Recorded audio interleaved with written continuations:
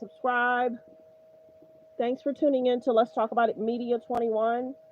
Thanks for being here. Thanks for being here. Just give me a second to set myself up and make it good on this side. Good morning, good morning, good morning. Come on in. Like the video as you guys come in. We're going to talk trending topics, hot topics, real quick. What's going on in the world, in the news. And we're going to get straight into it. Come on in, come on in. I hope everyone's having a great morning. I hope everyone's having a great morning.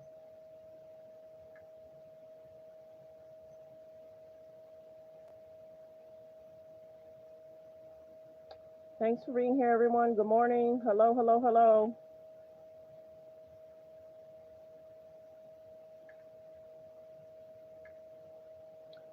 Copyright disclaimer under Section 107 of the Copyright Act of 1976. Allowance is made for fair use for purposes such as criticism, comments, news reporting, teaching, scholarships and research. Fair use is use permitted by copyright statute that might otherwise be infringing. All comments are alleged, in our opinion, and for entertainment purposes only. We're going to get straight into everything we need to get into. I appreciate everyone for being here, tuning in. Like the video as you guys come in. Support the channel by subscribing, hitting memberships, and hitting the like button. One, good for America. Are we closer to peace in Ukraine after these two big meetings? The big meet with Zelensky today and the top European leaders after the much pilloried Putin meeting in Alaska on Friday. Three things, quick. One, good for America. Continuing to try to end the war. We never say that. But you saw a great show of strength. The President of the United States says to European leaders, hey, you want to be at the table, get to the table, come here right now. They come. Biden tried to end the war. America didn't have to. Trump has been trying, despite wanting to focus less on issues abroad than Biden, right? It was a big part of his campaign, yet he's been as deep in this as he is in anything. And it is proof that America does still represent trying to do the right thing in this planet. For all the criticism that we give her, we remain a single world power and presence, and you saw that today. Second, to appreciate today and Friday, you have to remember where we were recently. Trump went into this meeting with Putin by threatening him that he better agree, or else. Will Russia face any consequences if Vladimir Putin does not agree to stop the war after your meeting on Friday? Yes, they will. Yeah. What will the consequences? There will be consequences. Sanctions, tariffs? There will be, I don't have to say, there will be very severe consequences, yes. You know, right? He was playing it hard. He had been tweeting those things, and he thinks he's crazy and all that, right? That's where we were. But then at the meeting, we saw what is described to me as, hey, Chris, we tried the stick. We got to try the carrot. You got to keep going back and forth. Hence, you see literally rolling out the red carpet, clapping for him, which I really thought was more of a kind of a stress breaker than it was celebrating Putin. But you can think whatever you want. After the meeting, he said a ceasefire is no longer necessary. All right, so very different disposition. And we all remember the last public moment with Ukraine's president, right? Remember what happened in February? You don't have the cards right now. With us, you start having cards. Right now, you don't have the playing cards. You're playing cards. You're gambling with the lives of millions of people. You're gambling with World War III. You're gambling with World War III. Never seen anything like it, right? So a politic, so kind of airing dirty laundry, you know, so frightening, frankly, right? Today, very different vibe. The war's going to end. When it ends, I can't tell you, but the war is going to end, and this gentleman wants it to end, and Vladimir Putin wants it to end. I think the whole world is tired of it, and we're going to get it ended. You know, and again, just a reminder, America doesn't have to do this. America doesn't have to be involved in the Middle East. Doesn't have to. And in fact, a big part of our campaign most recently was what? The president and MAGA saying enough with the foreign stuff. So, you know, this is a really interesting kind of exercise of Americana and what it means. Now, why this difference? Again, I'm told that it's not about Trump, he's completely schizophrenic. No, I think it's actually strategic. I don't know if it'll work. But the administration is trying to carry it after recent licks with sticks on the backside of both sides. But the reaction to both of these meetings are not what I'm talking to you about right now, right? Strategy and tactics and outcomes. It's all about another war we're going to have between our left and right political party fringes. And it's much uglier and stickier and recalcitrant and not going anywhere and intransigent than the war in Ukraine. That's why we hear more about Trump clapping for Putin and what it means, and Zelensky capitulating to a dress code than we do the prospects of peace. So here, let's miss the mishigas between left and right for a moment and and see where we are in terms of moving the ball forward. Thanks for watching. Subscribe below and download our news. Like the video, fair use reaction clip. Like the video as you guys come in. Let's continue to talk hot topics, trending topics. Thanks for being here, everyone. Don't forget to hit the like button. Don't forget to hit the subscribe button. Let's continue. To the United Nations and Trump's former national security advisor in his first term. Ambassador, thanks so much for being here. I first want to get your reaction to what Trump just posted, that he's going to try and set up this meeting between Vladimir Putin and Volodymyr Zelensky soon, and that afterward there would be another meeting that would include himself. If that all happens, that would be a big deal, wouldn't it? It depends on how the meeting goes. I think certainly the atmospherics were different with Zelensky today, but that doesn't necessarily change the substance. And in fact, you could argue that a premature meeting between Zelensky and Putin could send the whole thing right into the garbage can. So Trump is in a rush to get a deal done, and there are certain positive aspects to that, for sure. But I don't think he is really taking cognizance of just how big the differences are between the Russian position and the Ukrainian position. We'll see how it goes. In this kind of very public setting, I think people are reluctant to make a fight and look like they're the ones obstructing peace.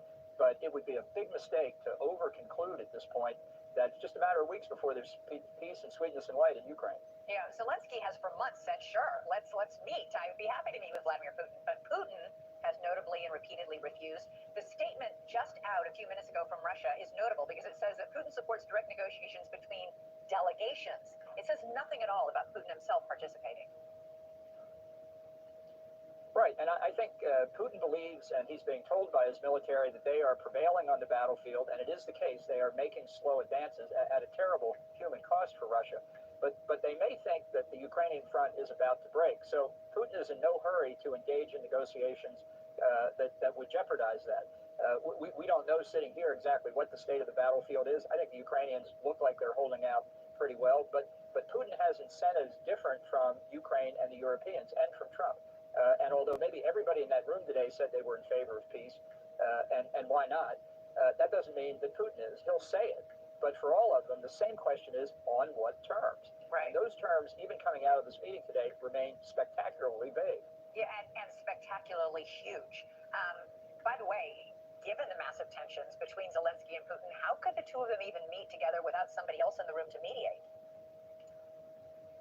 Well, that's why I'm a little skeptical of how this is playing out. And what I've picked up in European press, and I can't verify it independently, but there was reporting that the call between Putin and Trump took place when Trump adjourned the meeting with the Europeans to go call Putin about 5 o'clock East Coast time, which would be roughly midnight Russian time. So it may be that Trump wanted to get to Putin before he went to sleep.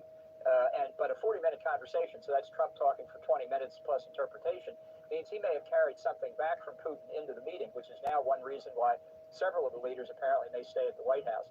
So this is still moving on, and remember, I'm sure tomorrow there's a high likelihood Putin and Trump will talk again. All right, so the other big topic today with these security guarantees, Ukraine and the rest of Europe are all very afraid that Putin will continue his aggression and push further into Ukraine. He's shown over and over again he cannot be trusted, that he will attack when he wants to. The European leaders sitting on all sides of Trump said the same thing repeatedly, left, right, front. We need Article 5 security guarantees. And then Trump said today, and Mark Rutte said this was a big deal, a breakthrough he called it, that yes, we'll agree to Article 5 security guarantees, and we may even, he wouldn't rule out sending American troops. Right. Well, he wouldn't rule it out, but if that were a possibility, there are two kinds of troops you can send. Troops that are providing training and assistance to the Ukrainians, as we had there before the Russian invasion in 2022, or troops that are there for combat.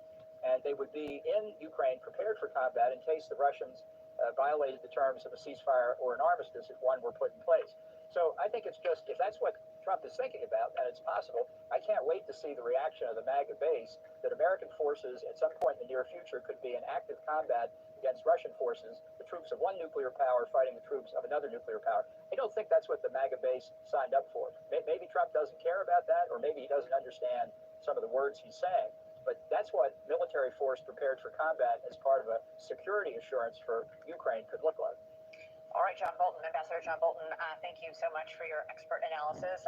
Thank you for watching. Subscribe below and download our News Nation app. Like the video, fair use reaction clip.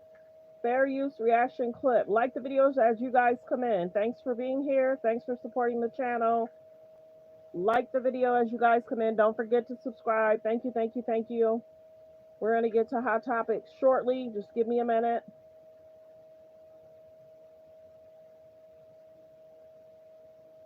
In a scene that was really truly watched around the world, whether there were deliverables or not. Tonight we begin with this extraordinary scene at the White House. European leaders gathering for this kind of show of support, but also what many European leaders and governments that have foreign policies at a kind of a crossroads or a disagreement with the Trump foreign policy doctrines, what they view as a kind of allied intervention. They want to persuade President Trump to continue to stand up for democracy, whatever aspects of the NATO alliance they can convince him are valuable, and quite specifically, the defense and livelihood of the man standing to the president's right who demonstrates the current longest and many say most courageous stand against the aggressive invasion by Vladimir Putin. Now, this began with Ukraine President Zelensky arriving for these talks. This is the first Oval Office meeting those two leaders have had since the now infamous and unusual clash they held before the cameras inside the Oval Office.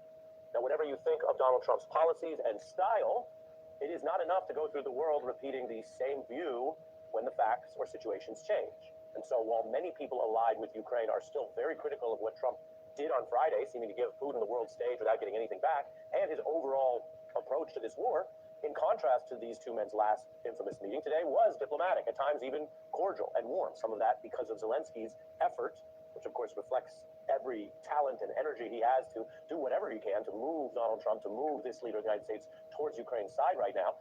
But it was, in all ways, a more traditional and more cordial meeting. Both leaders also discussed how the next step in ending this war, which Russia started, must ultimately mean some step towards a ceasefire and some sort of direct diplomacy with Friday's summit star, Vladimir Putin. I think if everything works out well today, we'll have a trilateral. They're ready for trilateral, as President said. This is a good signal about trilateral. I just spoke to President Putin indirectly, and we're going to have a phone call right after these meetings today. And we may or may not have a trilateral. The trilat, as it's known in shorthand at Foggy Bottom in the State Department, is those three countries together. And again, while there are many people critical of Donald Trump's approach here, he doesn't have to hold meetings with anyone. Bookending Friday's unusual summit with today's more traditional White House diplomacy, one-on-one with Zelensky and then meeting with the other leaders, does reflect a kind of a balancing. As to those leaders, it was France, UK, and some other big European nations, kind of a NATO light style gathering, emphasizing across the board that they want to stand up to Putin, who is a dictator, on and on, year after year, for its survival. We are all united here with Ukraine on this. The bravery of Ukrainians and with the unity that we all provided. It's Team Europe and Team United States helping Ukraine. That's the view from those other leaders who are close to it and who have a very real world sense of the way that Vladimir Putin seeks to dominate the theater they occupy. Now, at one point, Trump paused the meeting to step out and call Putin throughout the day. Trump also talked about his confidence in Vladimir Putin on all this. And then there was what appeared to be a hot mic moment, something that everyone in politics or media or any mic activity knows about, which is there are rules and regimens, especially at these kind of summits, because the leaders want to sometimes say things into the mic to the world and other times very clearly not. So what we saw, we're going to show you, it appeared to be something that Donald Trump didn't necessarily want to say to the world, but he was heard discussing that the Russian leader Putin does, in his estimation, still want a deal. They keep us make a deal for me. You understand that? As crazy as it sounds. As crazy as it sounds. We are joined now by Rick Stengel, former Undersecretary of State under President Obama, and Elise Labott, longtime foreign correspondent, host of the Cosmopolitics podcast. Welcome to both of you. Rick, walk us through what matters about the gathering today, and at the risk of oversimplifying, maybe Friday was a little more pageantry, and today had a little more, at least, meat on the bone publicly, because we could hear the leaders talk more. What is to be understood from that shift from Friday to today? Like the video, like the video. You're watching a toothbrush play. Fair use reaction clip. Like the video as you guys come in. Thanks for being here.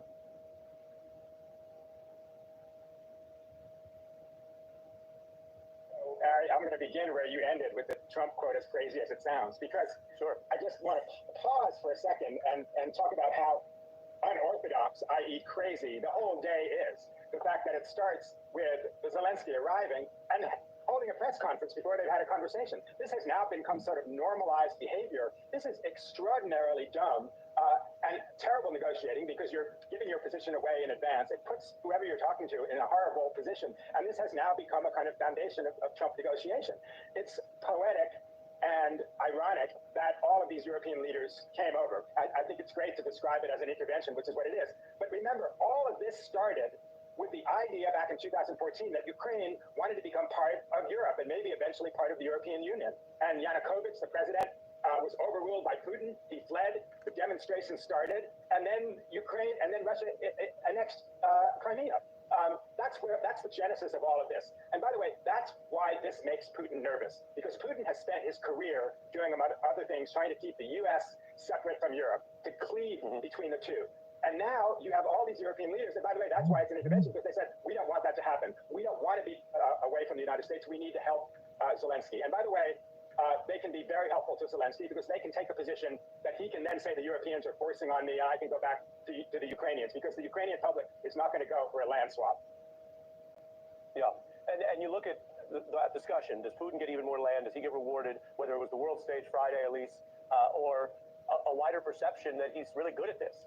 And again, to be clear, if you put aside the oddities of the Trump era, Vladimir Putin had his way with other leaders and Democratic administrations to the point that people said we need a reset, and there he goes again. And prior, more traditional Republican presidents, I believe, those of us old enough to remember Bush saying, he looked into his eyes and he's a good man. Into his eyes, he saw his soul. Saw his soul. Thank you. Even better memory than me. And yet at the home front, as this has absorbed from Friday night, there are plenty of people saying, what was Trump getting and the United States by proxy getting out of Friday? So I want to play that view on Fox for you and then get your view on everything tonight.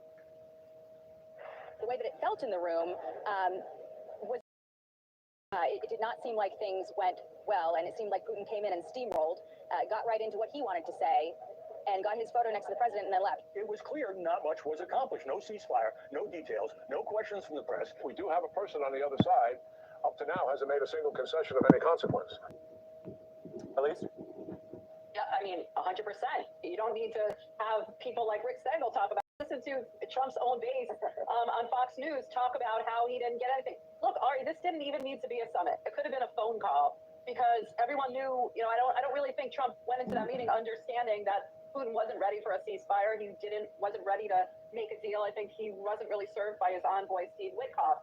And I don't think the world rehabilitated. He didn't rehabilitate Putin in the eyes of the world. They still see Putin for who it is. It might have rehabilitated him at home. I think, if anything, it hurt Trump more than it helped Putin.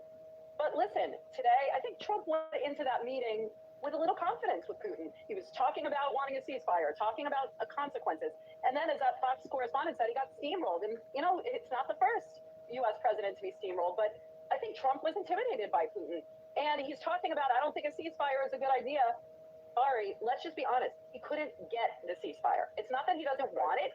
It's not that he wouldn't take it. He can't get it. So now he's trying to spin it around. I think that Zelensky handled himself well today. I think he was, as you said, kind of on his best behavior, brought that letter from his wife to Melania Trump. He wore a suit. I think the Europeans, as much as they were coming to support Zelensky, as Rick said, I think they're also coming to back Trump up, to give Trump the confidence to say to him, and I'm sure that was in the meeting, we've got your back. We are united. You heard, I don't remember, I couldn't see the back of his head saying, it's Team US and Team Europe. We're one team together. And I think that Trump, as much as Zelensky needs it, Trump needs it as well. Rick, how about that point and the fact of geostrategy, which you've worked on, reported for a long time, but also done inside the State Department, that these other countries don't have the luxury of thinking about a midterm or resistance strategies. They must deal with the U.S. as it is. And it's a Trump administration in the middle of what has become a very protracted war. Yes, I think Elise's point was super smart. But the Europeans are coming to give Trump some support, some ballast for a position that may be against what Putin wants. I mean, again, my head was shaking today just where an American president says, I'm going to have these conversations with you, but then let me get on the horn and talk to the Russian president about it and see, I'm calling my daddy to find out what's going on. He did say the same thing. I'm sorry. He did say the same thing to Putin about Zelensky, that said, I'm going to get on the horn. Of course, he didn't call him in the middle of the meeting. But did he? But at least, the Europeans, but at least, did he call him daddy? He might have. He might have. I don't know how. I mean, and obviously Donald Trump is obsessed with appearing strong. I don't understand how it appears strong to have to call the Russian president and say, hey, here, let me tell you what's going on, and what's your reaction to it? Like the video. Fair use reaction clip. Let's get to some more topics. In regards to, many people are talking about the Ozempic situation, and allegedly there's going to be lawsuits that's going to be filed. So let's get straight into that. Are you guys surprised that there's going to be lawsuits filed in regards to Ozempic?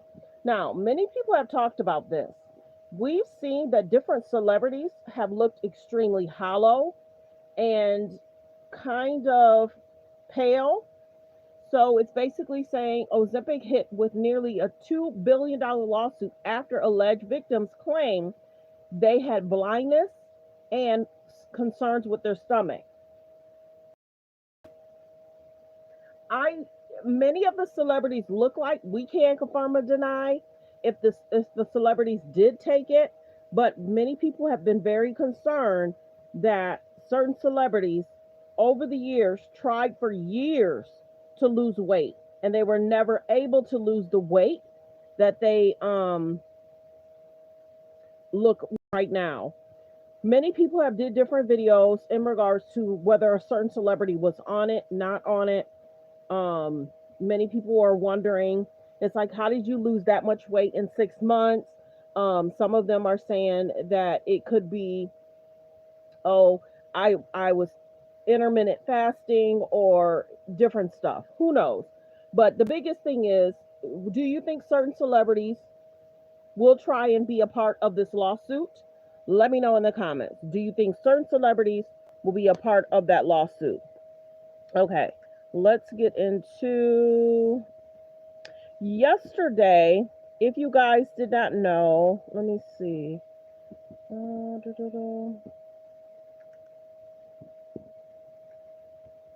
Yesterday, if you guys did not know, Tory Lanez had his appeal was yesterday. Many people were talking about the appeal and whether or not it went well. And many people were talking about not really. So we're going to get to some of that right now. Let me know how y'all feel about whether Tory Lanez will basically be released, not released, or if they even did a good job even talking about what happened in regards to his trial. Let's get straight to that.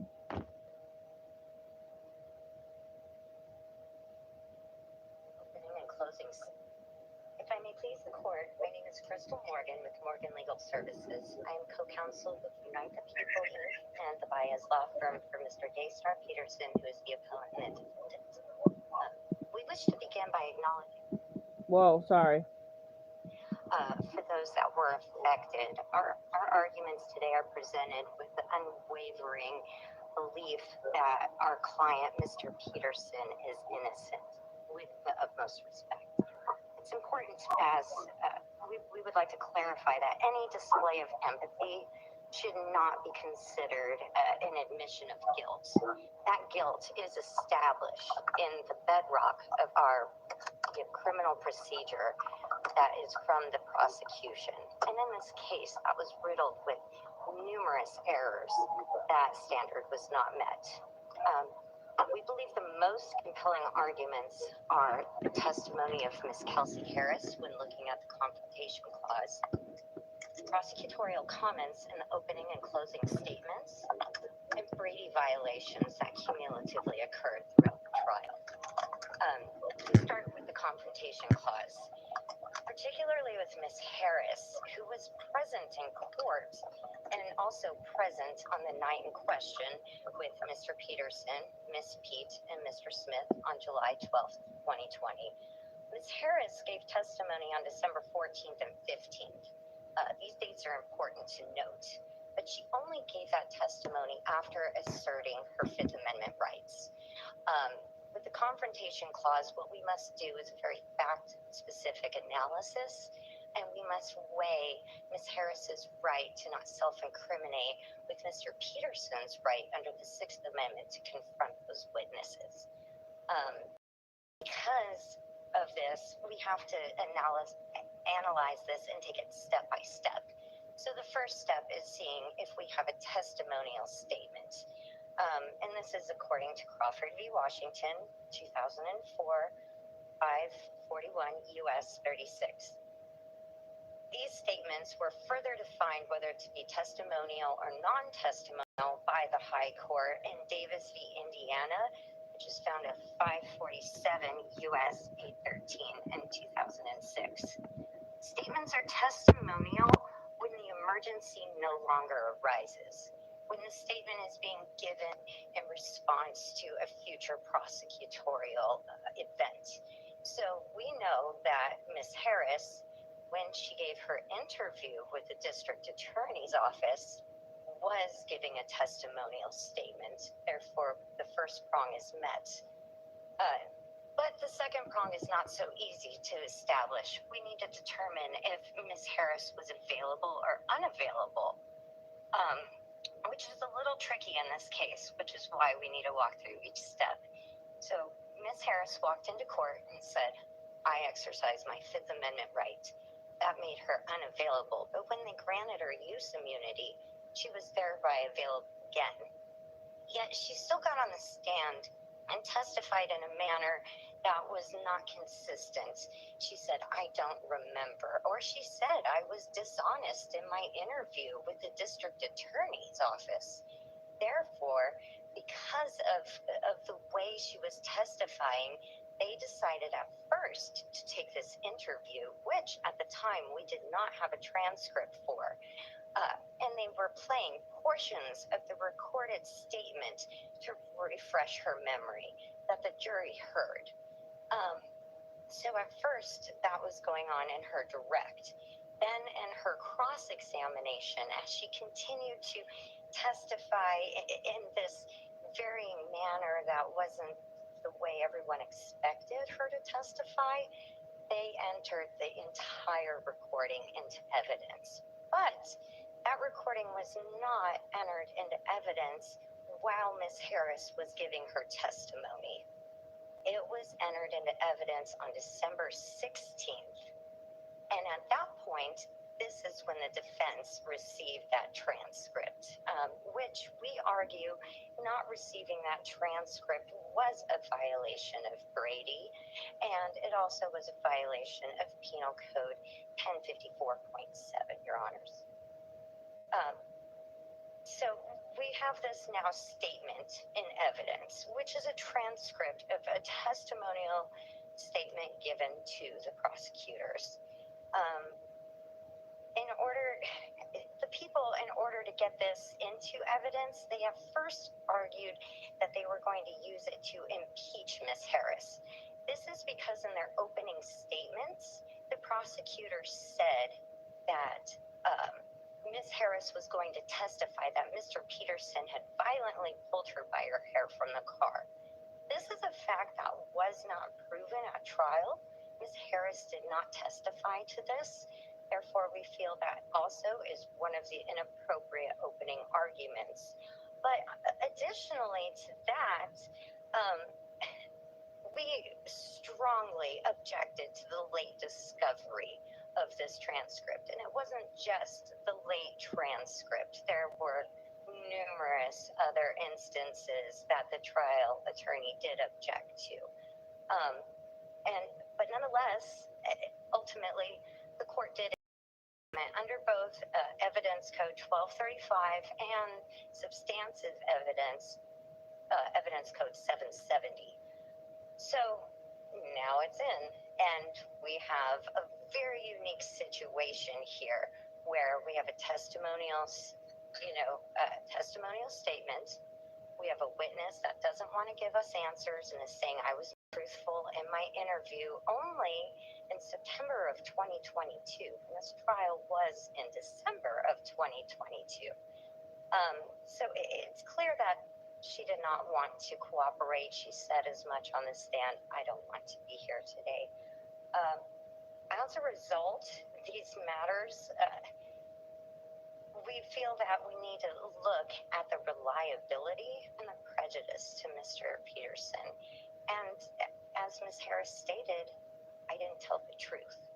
So we can't rely on these statements from her own words. And this did greatly prejudice Mr. Peterson because in that interview, Ms. Harris said, my friend and I were attacked and it was this man's fault. And then in trial, she did not verify those statements, but the jury still heard those statements nonetheless. And we know that the jury relied on these statements because during deliberations, they did ask for a copy of that transcript to further analyze it. Therefore, we feel that the totality of the circumstance really does show that Mr. Peterson didn't have a chance to confront that witness in the Sixth Amendment context.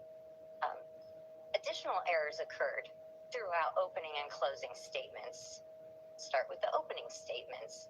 We heard the prosecutor promise that he was going to put Mr. Justin Edison on the stand and that Mr. Edison would say that the following day when Mr. Peterson met with him to give Miss Pete and Miss Harris's belongings to him, that Mr. Peterson confessed that he did this crime.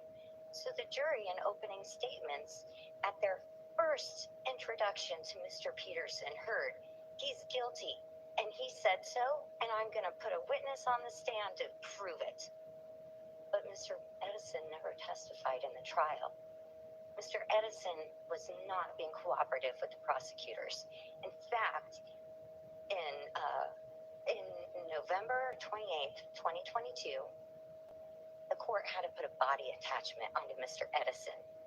And on December 5th of 2022, Mr. Medesian, our trial attorney, actually filed a motion in limine specifically for this. And he stated that he was very concerned that Mr. Edison not coming to court would severely prejudice Mr. Peterson, and he urged the court to not allow such statements in opening. This motion was not granted, and so the court heard that Mr. Edison was going to testify. When Mr. Edison didn't show up due to media coverage and comments made in the trial, it was implied that Mr. Peterson was responsible for Mr. Edison not being in court with no proof of such contentions, which further prejudiced the jury. The body attachment continued at that point, and he still did not cooperate with the prosecution. We know in California, due to Hawk v. Superior Court, which is found at 42 Cal App 3D 108 in 1974, this is the controlling case that supports the contention that opening statements are confined to a reasonable good belief of what the prosecutor feels he will be able to show in the trial. Reasonable good, arguably, respectfully, is not having a body attachment on a witness. The witness may or may not be trying to avoid the process. We don't know. He's just not there. And so that's all we can rely on. And ultimately, what happened is exactly what Mr. Medesian was afraid of in his motion in limine. And what Hawk warns about is that we must have this reasonable good belief in these opening statements to promise something, especially when it comes to a confession, because the jury is going to believe the prosecutor. They're going to rely on those words and have the prosecutor guide them and direct them to show why Mr. Peterson was guilty. So because of the great weight that the jury naturally gives the prosecution, we feel that these statements were inapposite to a good faith belief. Generally, a court would give a limiting instruction and attempt to cure such a situation, but in Mr. Peterson's court, no such instruction was given. There was no curative instruction for these opening arguments. And people, let me ask a question here. So, are you arguing that any time a witness is subject to a body attachment, that should be inference that witness should be off limits in opening statement? I think that the prosecutor should be extra careful in such a situation because they're going into this knowing that that witness is not cooperative. So I think that if they say that they hope to produce such a witness, that perhaps would be enough. But here there was just no hesitation. And I think it's especially true in the case of evidence that we're dealing with Mr. Peterson, that it was a confession. And so what was the evidence or indication that the people did not have a reasonable good faith belief that they would be able to produce Mr. Edison in trial? We actually have no proof of the district attorneys ever speaking to Mr. Edison. The defense was never provided of a copy of any interview that they conducted on this witness. We have no physical evidence. All we have is an email from the district attorney in this case that said, I didn't disclose this and I meant to disclose it, but we are going to call this witness who will say that Mr. Peterson confessed to him. So I honestly, despite my best investigations, we cannot find where this statement came from. We cannot ascertain the veracity of these statements. That's why I think it's inappropriate. I don't think it's always inappropriate, but in this case, with these particular facts, I do feel that it's inappropriate. And there was also problems in closing arguments, which contained inaccuracies, and it presented the evidence in a way that misconstrued the actual results. Here, I'm specifically talking about the DNA evidence. So we heard the prosecutor close the case by telling the jury, don't be fooled when we hear that Mr. Peterson is excluded. But that's not exactly what the evidence said, which they had in their possession. I feel that statement really misled the jury. It may have confused them. It played on their emotions. And we know that's not appropriate in closing statements. And in order to really understand the weight of that statement in closing, we need to understand what the evidence was that the district attorney had available to them. So as shown in our brief, in our reply brief, as for the magazine, there were 4 DNA profiles discovered on the magazine, none of which that were Mr. Peterson. Therefore, he was excluded from the magazine. As far as the firearm goes, they also found 4 different samples, one of which was a 90% male contributor. But Mr. Peterson was excluded from being that 90% contributor. Therefore, telling the jury, don't be fooled when you hear he's excluded, is just not quite as the evidence showed. And to illustrate this, I want to clarify some. Good morning, Anonymous. Thanks for being here. It's kind of a laid-back day today. Thanks for being here. Key terms in science. So, inconclusive, we heard in trial testimony, means it's not positive, it's not negative, it's just a neutral result. But it's not quite as simple as that. Actually, according to the scale of a likelihood ratio, which was in the discovery and presented at trial, likelihood ratios are the percentages. And we did not hear any percentages in Mr. Peterson's case, even though this evidence was available to the prosecution. This evidence was only given to defense upon our expert witness's request. So we did receive this evidence late. So this evidence was not presented in trial. It was presented in the motion for a new trial.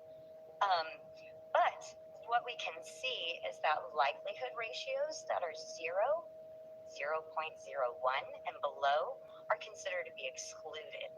Likelihood ratios from 10,000 to 999,099 are very strong very, very strong support to the prosecution that this person did leave DNA on this item, and then above 1 million is very, very strong.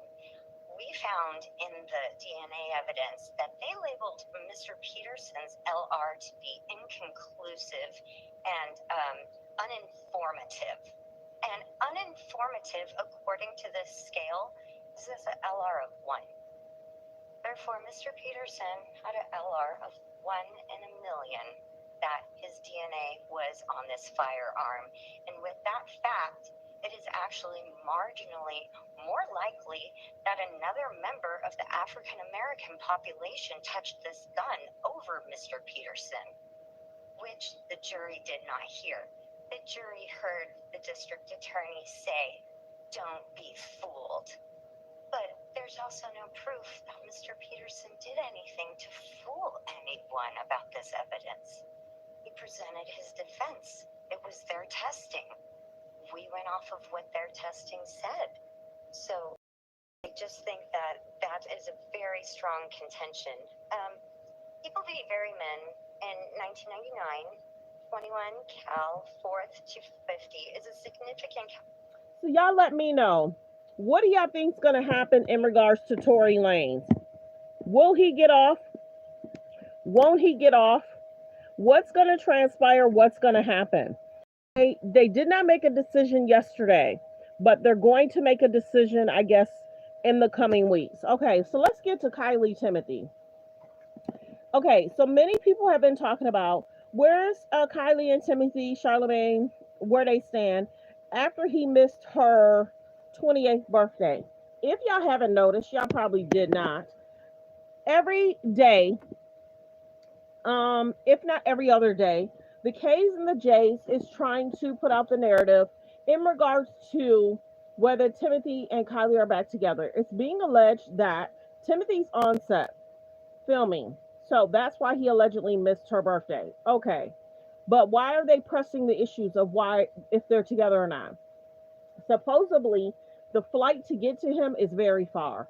But the biggest thing is she shouldn't have to get to him. He should have to get to her. And maybe he just doesn't not want to be distracted from being with her if he's trying to film. Now, mind you, whose house was Megan and Tory's at when they had this situation? Anybody in the comments? Whose house was Meg and Tory and Kelsey at? Whose house did they get intoxicated at? Can anybody in the comments tell me? And I'm not certain if she testified, if Kylie didn't testify.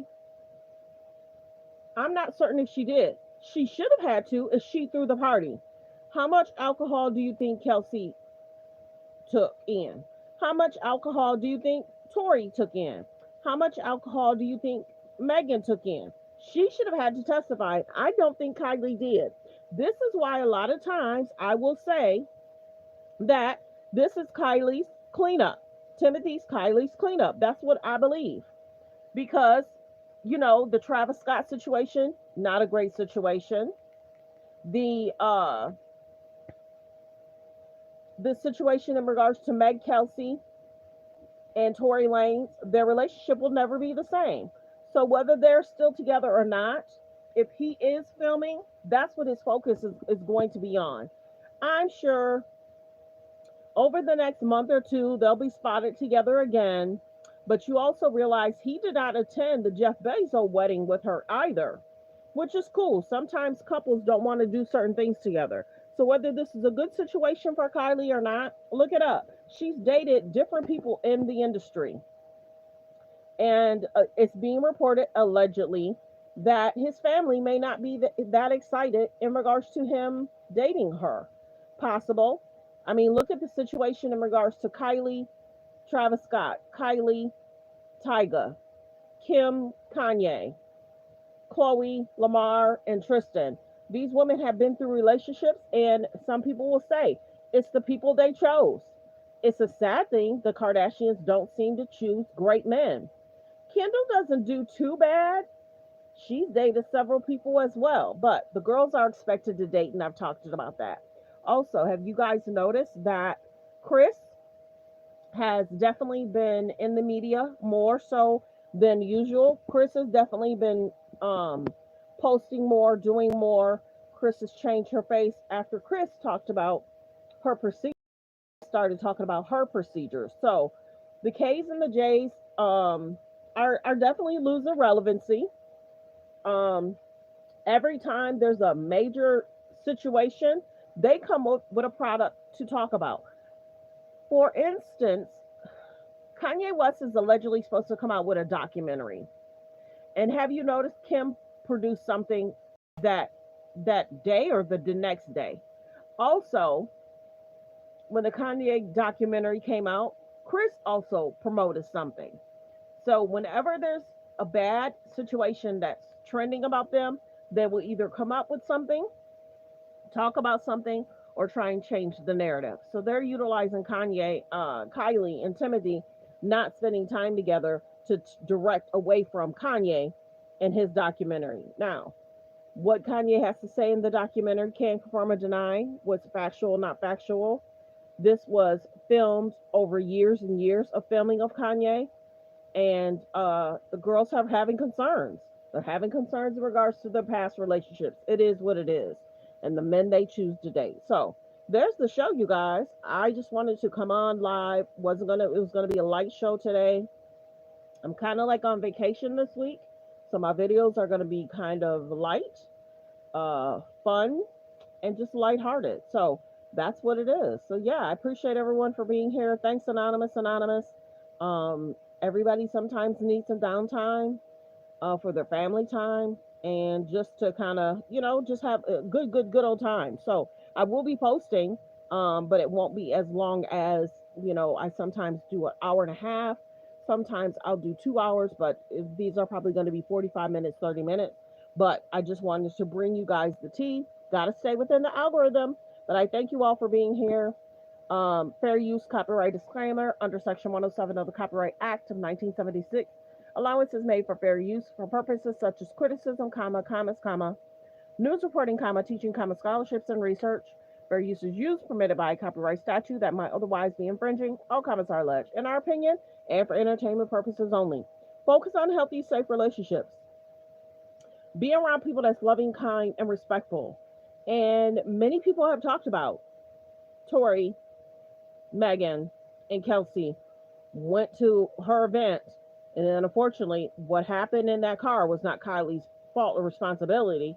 They just allegedly got intoxicated. And if you guys don't know, go back and look at their police video recording cams have been released, so kind of go check that out. In regards to what Megan had to say, go check that out. In regards to outside of what happened, and also when Megan was in the hospital, and then go check out the audio in regards to what Kelsey had to say. Very interesting what Kelsey had to say. Like the video as you guys come in. Continue to hit the like button. Continue to hit the subscribe button. But thanks for being here, everyone. I appreciate you. Have a great day. I'm going to enjoy this vacation, but I still have to go live to stay within the algorithm. So I thank you guys. Have a great day. Goodbye.